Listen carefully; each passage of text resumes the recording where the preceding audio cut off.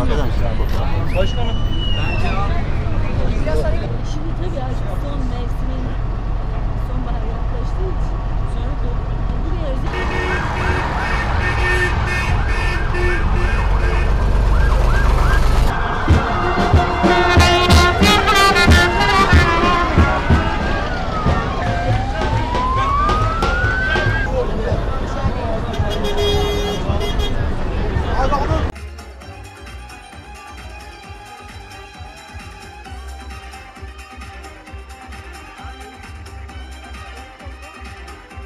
Gaziantep güneştir.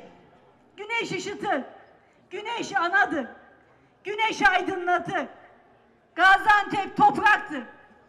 Toprak berekettir. Aşık Veysel'in söylediği, benim sadık yarım dediği topraktır. Bu güneş, bu toprak ve bir tarih birleşince bugün bu güzellik oluyor. Gaziantep bir kültürdür.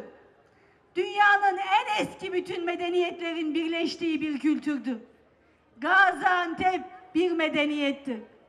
Gaziantep İpek yoludur. İpek yolu kardeşlik yoludur. İpek yolu kalkınma yoludur. İpek yolu bu güzelliğin hepsinin paylaşıldığı yoldur. İşte biz bugün UNESCO'nun bütün ülkeleriyle, 116 ülkenin temsilcileriyle, marka olmuş Michelin yıldızlı şefleriyle, benim kendi şeflerimle, benim şeflerim, benim buradaki esnafımla birlikteyiz. Ve bir şey söylüyoruz. Sofra berekettir. Sofra birleştirir. Sofra kardeşliktir. Sofra paylaşmadır. Sofra emektir. Sofra benim ninelerimdir. Sofra benim analarımdır. Sofra Anadolu'dur. Sofra Gaziantep'tir.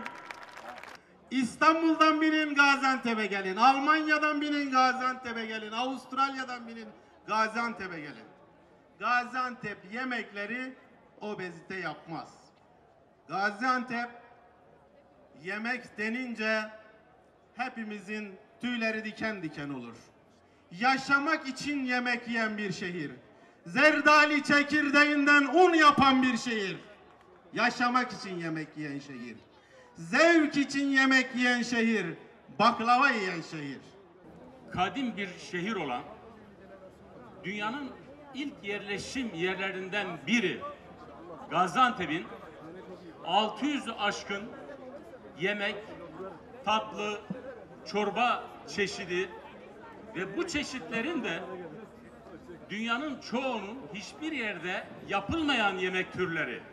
Sadece Gaziantep'e has olan bu yemek çeşitleriyle UNESCO tarafından 8. şehir olarak kabul edilmesi ardında yapılan bir festival ve tanıtım günü. Mezopotamya, Akdeniz'in ortasındaki özel havza. Değerli dostlar, güneş her tarafa doğar.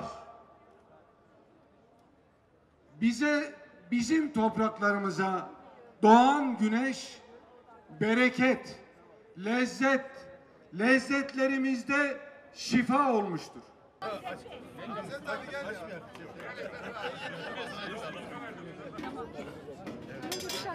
Tamam, alan çıkabilirse. Alan